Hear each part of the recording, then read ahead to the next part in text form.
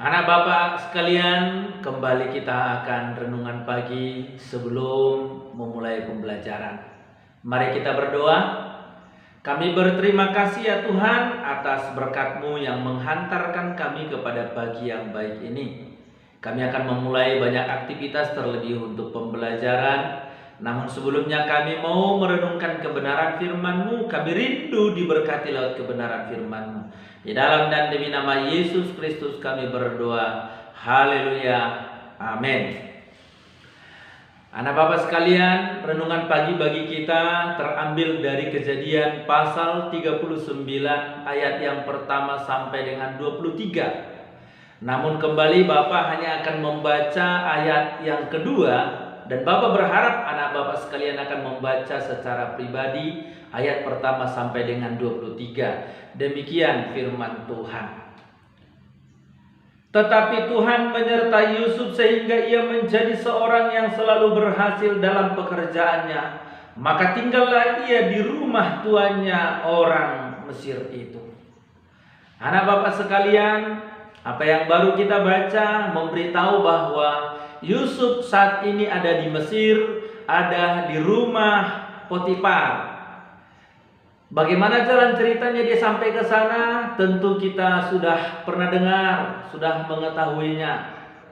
Bahwa itu diawali oleh kecemburuan dan iri hati saudara-saudaranya yang tidak terima karena dia diperlakukan lebih istimewa dari mereka. Karena bapak mereka Yakub lebih mengasihi Yusuf daripada mereka. Sampai pada akhirnya mereka merencanakan kejahatan oleh karena kebencian mereka. Dan ini adalah buah daripada tindakan mereka. Akhirnya Yusuf sampai di Mesir. Anak Bapak sekalian, tema firman Tuhan bagi kita belajar dari ketaatan Yusuf. Kalau yang pertama kita sudah belajar dari ketaatan Nuh, kemudian kita belajar dari ketaatan Abraham, dan saat ini kita belajar dari ketaatan Yusuf. Lebih banyak kita belajar tentang ketaatan, semakin banyak kita mendengar tentang ketaatan, Bapak berharap kita akan tumbuh menjadi pribadi-pribadi yang taat sebagai anak-anak Tuhan. Belajar dari ketaatan Yusuf, yang pertama yang dapat kita lihat adalah bahwa Yusuf taat kepada Allah. Yusuf taat kepada Allah. Allah yang mana? Tuhan yang mana? Jelas Allah yang ditaati Yusuf adalah Allahnya Abraham, Allahnya Ishak, Allahnya Yakub. Tuhan yang telah memilih Abraham menjadi bapa segala bangsa, bahkan menjadi bapa segala yang beriman. Kemudian yang juga menjadi Allahnya Ishak, kakeknya Yusuf. Yang juga menjadi Allahnya Yakub, yang memberkati Yakub, yang menyertai Yakub, bapaknya Yusuf. Maka kita lihat bahwa Yusuf taat kepada Allah tersebut, bukan Allah yang lain. Allah Abraham, Allah Ishak, Allah Yakub.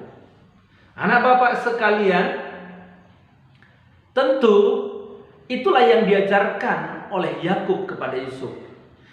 Allah yang dikenalnya dari Ishak, Allah yang telah memilih kakeknya Abraham.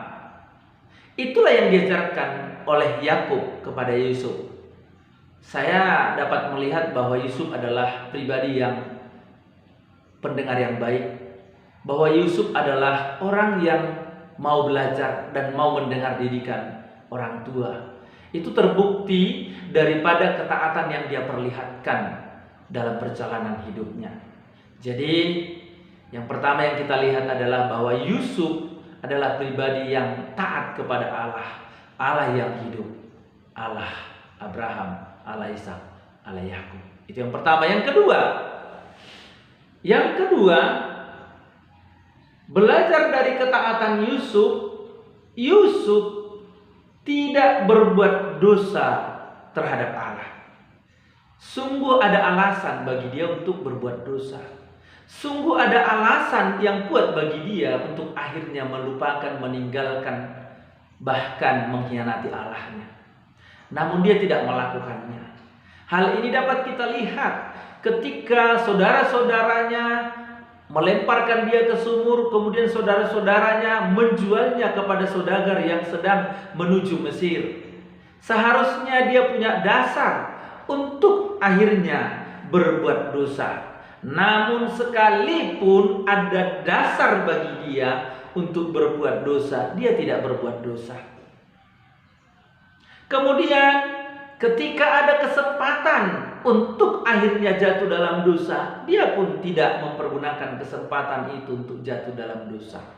Ketika Yusuf ada di rumah tuannya Potifar, istri Potifar begitu suka terhadap Yusuf. Bahkan boleh dikatakan jatuh hati kepada Yusuf. Barangkali mungkin cinta buta terhadap Yusuf. Dia tidak peduli lagi. Sampai akhirnya dia memaksa Yusuf.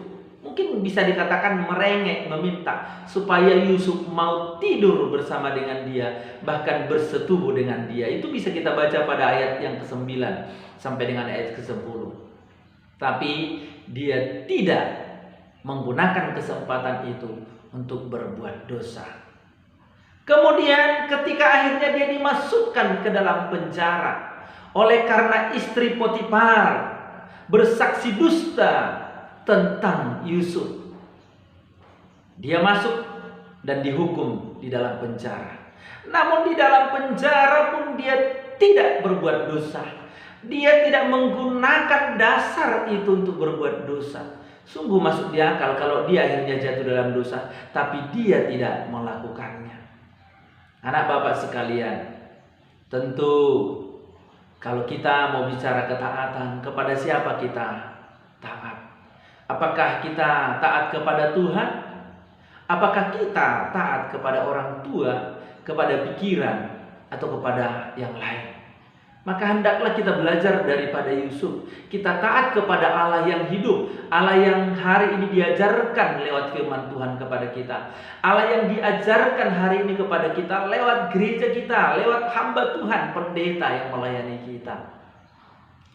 Kemudian sekalipun ada kesempatan, mungkin sekalipun ada dasar, ada kesempatan untuk berbuat dosa, ada dasar bagi kita untuk berbuat dosa, jangan belajar dari Yusuf. Sungguh berdasar kalau dia harus mengatakan Tuhan tidak adil, tapi dia tidak lakukan itu.